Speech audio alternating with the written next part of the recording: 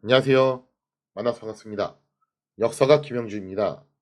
중종실록 제2부 연산의 그림자 반정 3대장의 고민 이란 주제를 가지고 오늘 함께 할까 합니다. 중종 반정을 일으킨 핵심 멤버들의 고민 그것이 무엇이었냐.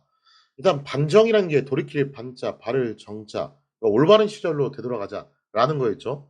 그래서 원래 정상적이었던 시절로 돌아가자 정상화시키자 이런 의미를 가지고 있고 실제로 반정 세력들은 초반에 그런 방식으로 국정개혁을 이끌어 나갔습니다. 연산이 했던 잘못된 악습들 싹 다 없애고 그때 피해본 사람들 다 복권시켜주고 그랬다라는 거죠. 자, 그런데 제일 어떻게 보면 하이라이트라고 할 수 있는 걸 안아 보이는데 그것이 무엇이었냐? 바로 연산에게 협력하고 부역했던 사람들을 처벌을 하는 과거사 청산, 적폐청산이었죠. 그거를 하질 않았다는 거예요. 그래서 백성들도 이 부분에 대해서 좀 의아하게 생각을 하고 있었는데 그러면은 반정 세력들은 진짜 화해와 용서의 길로 가기 위해서 이걸 안 했던 것이냐? 뭐 표현적으로 그렇게 얘기를 했을 수는 있어요. 하지만 중종 반정의 과정만 놓고 보더라도 이들이 왜 이런 선택을 했는가라는 점을 엿볼 수가 있죠. 중종 반정 때 인조 반정하고 이게 제일 큰 차이점이 뭐냐면은 특정 세력이 일으킨 게 아니라 그냥 온갖 사람들을 다 여기다 합류를 시킵니다. 왜 그러냐면은 조선 역사상 처음으로 신하들이 주도를 해서 일으킨 반정이라는 점도 있고 그러니까 불안 요소들이 좀 있는 거예요. 그리고 또 중요한 게 뭐냐면은 반정의 핵심 멤버 소위 말해서 반정 3대장 박원종, 유순정, 성희안 이 세 사람 자체가 연산 시절에 원래 한자리 했던 사람들이고 특히 박원종은 연산의 총애를 받았던 사람입니다. 더군다나 이제 나름 그런 친인척 관계도 있죠. 그러니 지금 자기들이 섬기던 이제 주인을 배신을 해가지고 엎어버려야 되는 상황이 왔는데 여기서 과연 그 명분과 정당성을 어떻게 확보를 할 것이냐. 뭐 여기서 이제 결국 이들이 선택한 것은 온갖 사람들을 다 끌어들여가지고 최대한 우리 편을 많이 만들자 그거였죠. 근데 이제 와서 이제 어떻게 여기서 과거사 청산을 한다.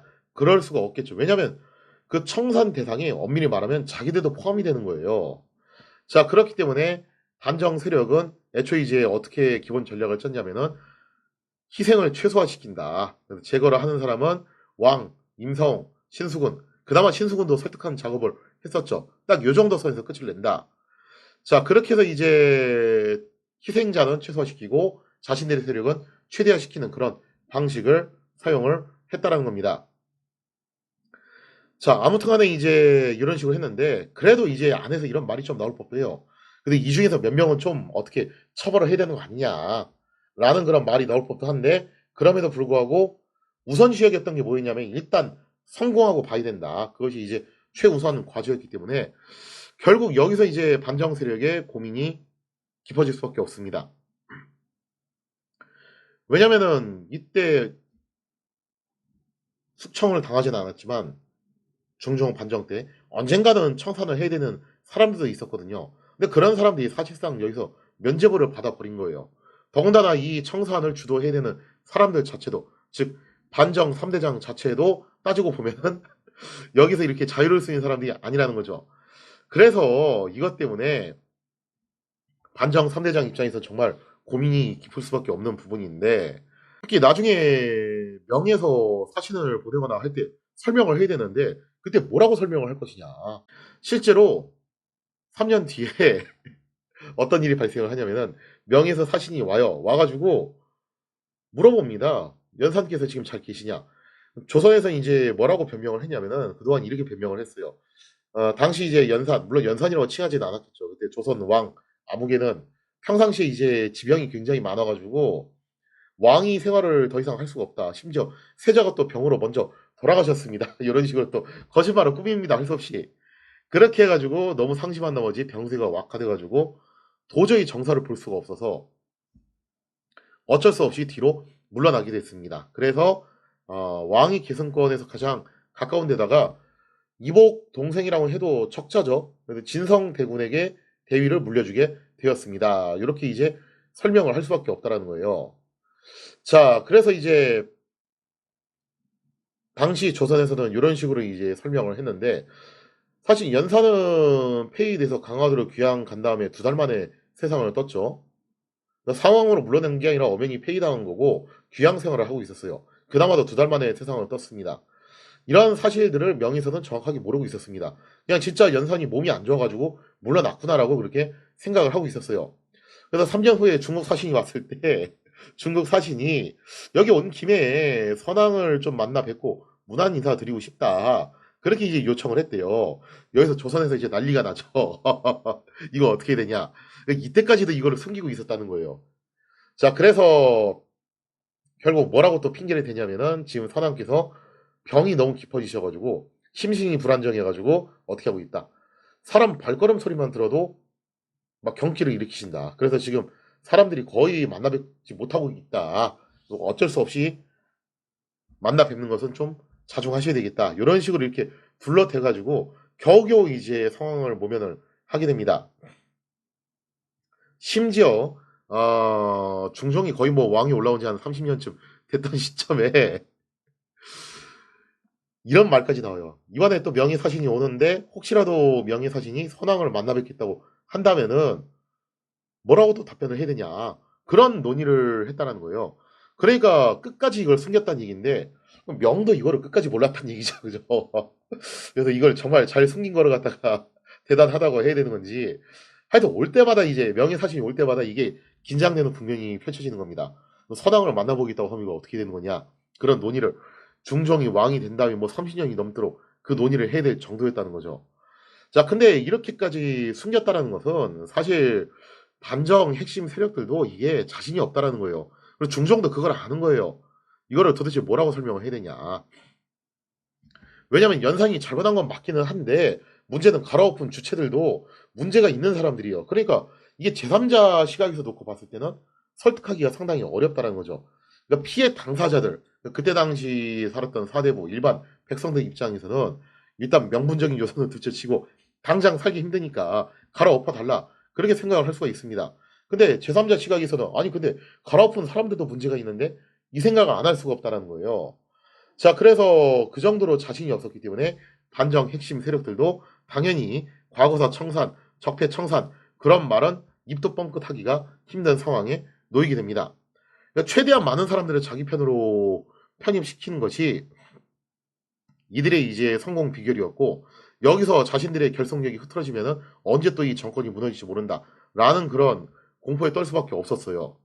자, 그래서 반정 공신들은 결국 자신들의 결속력을 강화시키고 정권을 안정화시키기 위해서 적폐청산을 하는 게 아니라 거꾸로 이제 공신 책봉을 하게 되는데 반정 6일 만에 이제 공신들을 임명을 합니다. 1등, 2등, 3등 이렇게 임명을 하는데 1등 공신에는 박원종, 유순정, 성희안 그리고 유자광이 여기 또 들어가요. 그다음에 박영문, 장정, 홍경주 이런 사람이 들어갔는데 정치적인 목적으로 이제 공신에 이렇게 올리는 경우는 얼마든지 있습니다. 실제 기여도로 하는 건 아니에요. 그래서 이제 이런 식으로 1등, 2등, 3등, 4등까지 그렇게 하는데 문제는 여기서 두 가지가 문제가 됩니다. 첫째, 인원이 너무 많이 책정이 됩니다. 그래서 1등부터 4등까지 쭉 가는데 2등에 13명, 3등에 30명, 4등에는 무려 50명이 들어가요. 토탈 합치면 거의 100명에 달하는 그런 공신들이 책봉이 됐다는 거죠. 이게 숫자가 너무 많습니다. 이들이 받는 국가적으로 이제 주는 혜택들도 만만치 않은데 그 혜택이 이 사람들한테 다 간다는 거는 이것 좀 문제가 있다는 거예요. 걔중에 또 이제 문제가 있는 사람들이 누구였냐? 뭐 여러 사람들이 있지만 그중에서도 몇 사람만 집어보자면은 2등 공신으로 임명됐던 유손. 이 유손 같은 경우 연산이 무슨 말만 하면은 윤당하신 분보입니다. 뭐 요즘식 표현을 쓰자면 뭐 지당하십니다. 이런 거죠, 그죠? 그래서 지당 대신이라고 불릴 정도로 대단히 좀 문제가 있는 사람이었어요. 자, 그 다음에 또 어떤 사람도 있었냐면은 2등 공신에 책봉됐던 사람 중에서 김수동, 이 사람도 굉장히 문제가 많은 사람이었죠. 연산 때 우의정까지 있었던 사람이었고 사실상 연산 시절에 가장 강력하게 부역을 했던 인물이었습니다. 그런데 연산은 자기만 공신이 된 게 아니라 자신의 숙부와 아우까지 공신에 끼워 넣는 그런 파렴치한 행각을 벌이기도 했다라는 거예요. 또 연산의 총애를 얻었던 사람 중에서 김감도 있었고 그다음에 또 이제 구수영도 있었는데 이 사람들도 다 공신에 책봉이 됩니다.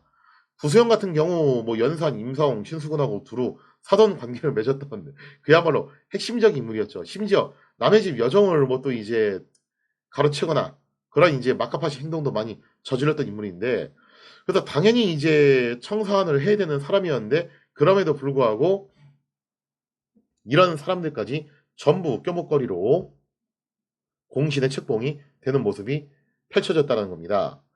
자, 심지어 이 구수영 같은 경우는 자신이 이제 공신에 책봉되자마자 그러니까 반정이 성공하자마자 자신의 아들을 연산의 딸과 바로 이혼을 시키는 그런 굉장히 이제 낯짝이 두꺼운 행동들을 하게 돼요. 이거 말고도 뭐 이제 부적격자들이 굉장히 많아요. 아니 애초에 이제 반정 3 대장들도 사실 좀 꺼리직한 요소들이 많은 사람들이죠. 근데 아무튼 이런 사람들이 그렇게 많았음에도 불구하고 이들을 전부 다 공신에 책봉을 함으로써 어떻게 해서든 정권을 안정시키는 조치를 취하게 되었다는 겁니다. 자, 이렇게 해서 결국 중종 반정은 뭔가 좀 이제 빛바랜 그런 개혁이라고 볼 수 있는 여지가 있다라고 할 수 있는데요. 자, 근데 어쨌든 간에 이 반정을 하는 과정에서 이 반정 핵심 멤버들이 원턴 원치 않던 해야 되는 것들이 있었습니다. 그게 뭐였냐? 반정 이전으로 연산 이전으로 돌아가는 거잖아요. 연산 이전으로 돌아가는 과정에서 어쩔 수 없이 해야 되는 것 중에 하나가 뭐냐면은 바로 대간 세력들을 다시 부활시키는 것이었습니다. 자, 이로써 대간들이 다시 화려하게 복귀를 하게 되는데 꽝 잡는 게 매라고 이 공신 세력들을 견제하는 게 따지고 보면은 대간들의 임무잖아요. 자, 그러면서 이제 대간들이 화려하게 다시 또 복귀를 하면서 성종 이전처럼 대간들의 파워가 강해지는데요. 과연 이 대간들은 어떤 일을 앞으로 맡게 되고 하게 될 것인가? 거기에 대한 이야기는 다음 시간에 이어서 계속하도록 하겠습니다.